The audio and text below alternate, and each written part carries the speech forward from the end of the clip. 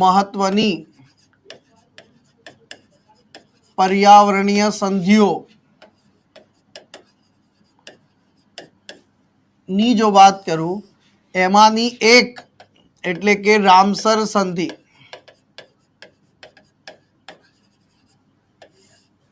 કયું છે? એમાંનું એક છે રામસર સંધિ.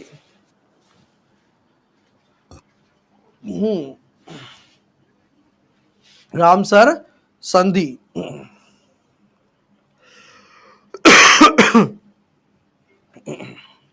ડન. ચલો રામસર સંધિ. હવે જે છે આને સમજવાનો પ્રયાસ, હવે બહુ ધ્યાનથી સમજજો આને. આ જે છે ઈરાન દેશનું એક શહેર છે રામસર. રામસર શહેર જે આવેલું છે કાસ્પિયન સમુદ્રના કિનારે.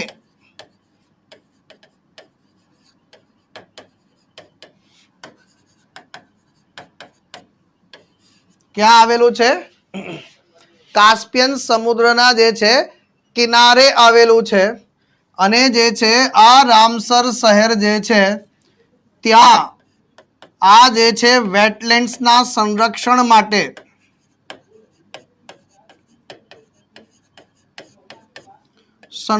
માટે જે છે એક સભા ભરાય છે. આ સભા 2 ફેબ્રુઆરી 1971 ના રોજ ભરાય છે. વેટલેન્ડના સંરક્ષણ માટે સભા ભરાય છે. એ જે છે સાહેબ કઈ જગ્યાએ જે છે તો 2 ફેબ્રુઆરી 1971 ના રોજ જે છે સભા ભરાય છે. આ બધા લોકો ભેગા થાય છે, નક્કી કરે છે, અને નક્કી કર્યા પછી જે છે આ લોકો ડિસિઝન લે છે કે આપણે વેટલેન્ડ્સને બચાવીએ અને વેટલેન્ડ્સને બચાવવા માટે જે છે પ્રયાસ કરીએ. અને આ જ પ્રયાસના જે છે ભાગરૂપે જે છે બધા જ લોકો જે છે રામસર સંધિ અસ્તિત્વમાં આવે છે. પણ જે છે રામસર સંધિ જે છે અસ્તિત્વમાં આવે છે.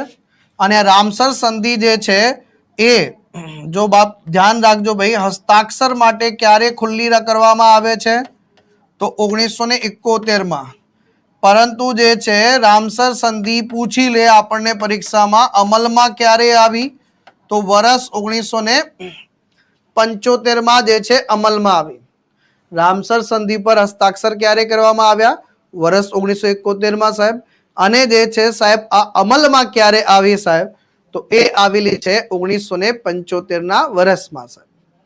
હે એક ભાઈ છે ઇનવિન્સિબલ ભાઈ છે. જો તમારે આ બધું ન ભણવું હોય, તમને આ બધું આવડતું જ હોય ને તો તમે જે છે એ લેક્ચર મૂકી શકો છો.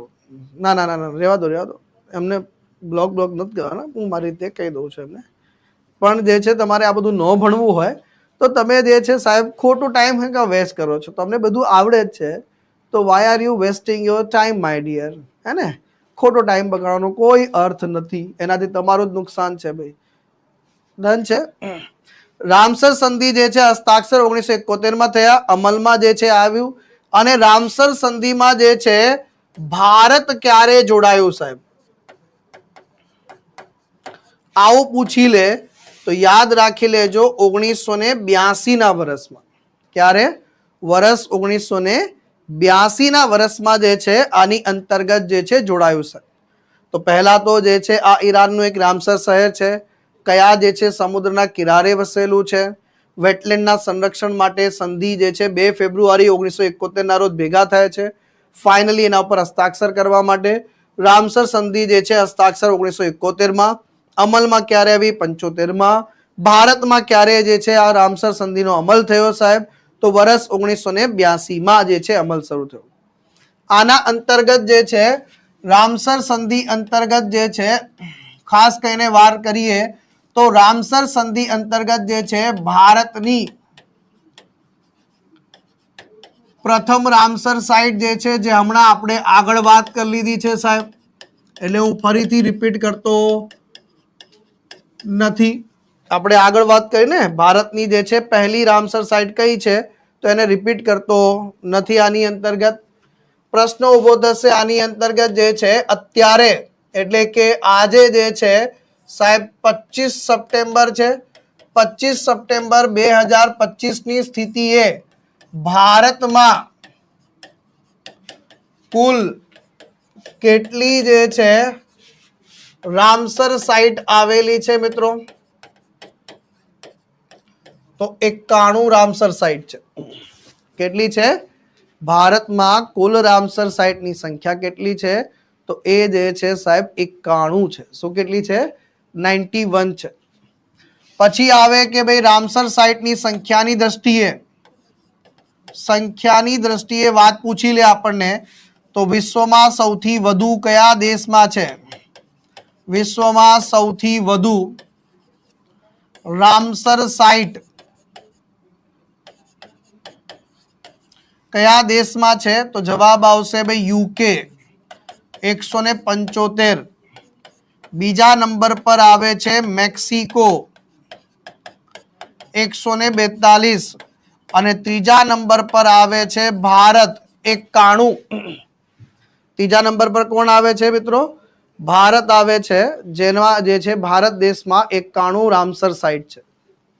અહીં સુધી જે છે મસ્તિષ્કમાં આશા રાખું છું ડેટા ક્લિયર થયો હશે. પછી આવે છે કે ભારતના સંદર્ભમાં વાત કરીએ તો ભારતમાં જે છે રામસર સાઇટના સંદર્ભમાં જ્યારે હું ચર્ચા કરું તો આ ચર્ચામાં જે છે પ્રશ્ન ઉભો થાય કે ભાઈ સૌથી મોટી અને સૌથી નાની, સૌથી મોટી રામસર સાઇટ કઈ છે? સૌથી નાની રામસર સાઇટ કઈ છે? સૌથી મોટી રામસર સાઇટની વાત કરીએ સાહેબ તો એ છે સુંદરબન અને સૌથી નાની પૂછી લે આપણને તો ભાઈ જે છે રેણુકા. આ રેણુકા કયા રાજ્યમાં આવેલી છે સાહેબ? તો આ હિમાચલ પ્રદેશમાં આવેલી છે. અને પૂછી લે સુંદરબન કયા રાજ્યમાં આવેલું છે? તો વેસ્ટ બેંગાલ રાજ્યમાં આવેલું છે સાહેબ. ક્યાં આવેલું છે? વેસ્ટ બેંગાલ રાજ્યની અંતર્ગત જે છે એ આવેલું છે સાહેબ. કઈ જગ્યાએ? વેસ્ટ બેંગાલ જે છે રાજ્યમાં આવેલું છે સાહેબ. ડન છે. તો આ એક સરસ મજાની જે છે માહિતી થઈ અને આ માહિતીને જે છે મસ્તિષ્કમાં બેસાડજો અને જે છે અહીંથી આગળ વધીએ. ભાઈ જેને સ્ક્રીનશોટ લેવો હોય લઈ લો. પહેલા તો ભાઈ એપ્લિકેશનમાં ચિંતા ના કરો, સ્ક્રીનશોટ નહીં પડે. સ્ક્રીનશોટ હું તમને પાડીને મોકલીશ.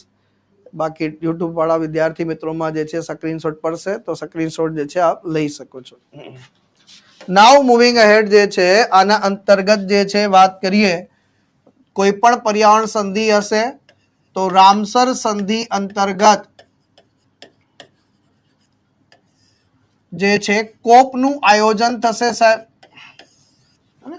જેટલી પણ પર્યાવરણીય સંધિઓ છે એના અંતર્ગત જે છે જેટલા પણ પક્ષકારો છે એ લોકો 1 વર્ષે 2 વર્ષે 3 વર્ષે જે છે ભેગા થતા હોય છે અને ભેગા થઈને જે છે નિર્ણય લેતા હોય છે અને આ નિર્ણય જે છે બાધ્યકારી હોય છે મિત્રો.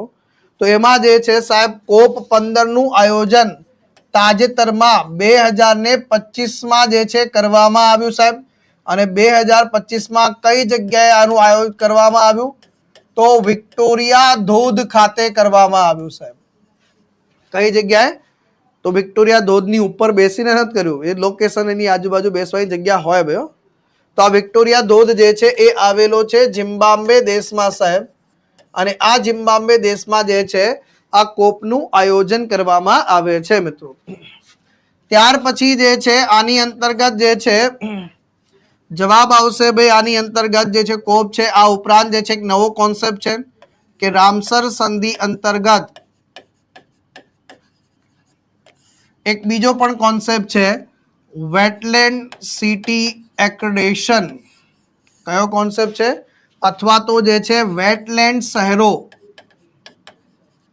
ટૂંકમાં જે છે વેટલેન્ડ શહેરનો જે કોન્સેપ્ટ છે. આ જે વેટલેન્ડ શહેર જે છે તાજેતરમાં ભારતમાં પણ 2025માં વેટલેન્ડ શહેર મળ્યા. તો આની અંતર્ગત જે છે ભારતમાં વેટલેન્ડ શહેર કયા છે સાહેબ?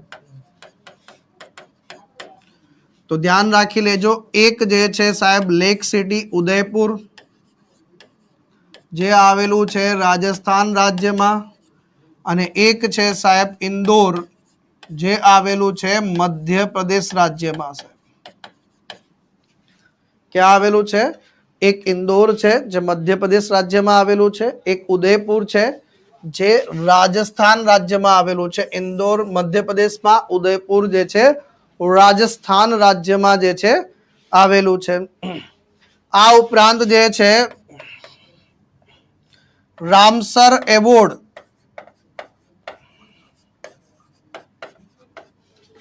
જીતનારા પ્રથમ ભારતીય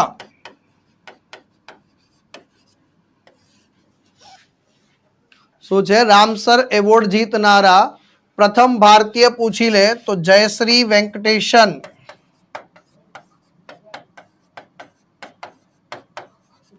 એમને જે છે વેટલેન્ડ વાઇઝ યુઝ કેટેગરીમાં જે છે પુરસ્કાર પ્રાપ્ત થયો છે. તો આ જયશ્રી વેંકટેશનને જે છે એવોર્ડ પ્રાપ્ત થયેલો છે, અને આ જીતનારા જે છે પહેલા ભારતીય પણ છે સાહેબ. પહેલી વખત કોઈ ભારતીયને વર્ષ 2025માં જે છે એ રામસર એવોર્ડ જે છે પ્રદાન કરવામાં આવ્યો છે. કયો એવોર્ડ પ્રદાન કરવામાં આવ્યો છે મિત્રો? રામસર એવોર્ડ જે છે એ પ્રદાન કરવામાં આવ્યો છે. તો આ બાબતને જે છે આપણે ખાસ ધ્યાન રાખી લેવાનું છે. ક્લિયર છે? એ સુધી સમજ આવ્યું ભાઈ? આપણે કેવી રીતે જે છે આપણે કરંટ અફેર્સને સિલેબસ અને જીકે સાથે જોડી રહ્યા છીએ, અને આ રીતે જ કરંટ અફેર્સની તમારે તૈયારી કરવી પડશે. આ રીતે કરંટ અફેર્સની તૈયારી કરશો તો જ પરીક્ષામાં માર્ક્સ આવશે. અધરવાઇઝ જે છે તમે એમ જ કહેતા રહેશો કે સાહેબ કરંટ અફેર્સ જે છે કર્યું પણ યાદ આવ્યું જ નહીં, કરંટ અફેર્સ કામ ન આવ્યું. આવો ત્યારે જે છે શબ્દ આવશે કે જ્યારે કરંટ અફેર્સને તમે વ્યવસ્થિત ઢબે તૈયાર કરશો નહીં. જો વ્યવસ્થિત રીતે તૈયાર કરશો તો સાહેબ દુનિયાની કોઈ તાકાત જ્યારે આટલો બધો ડેટા હોય અને જે છે એ ડેટાને સંદર્ભમાં જે છે ત્યાર પછી એક બીજી એક બાબત રહી, વિશ્વ વેટલેન્ડ દિવસ ક્યારે ઉજવવામાં આવે છે? તો 2 ફેબ્રુઆરીના રોજ ઉજવવામાં આવે છે. મજા આવી? બધા વિદ્યાર્થી મિત્ર જે છે કેવું લાગ્યું સાહેબ? આ કન્ટેન્ટ કેવું લાગ્યું તમને? મજા આવી સાહેબ?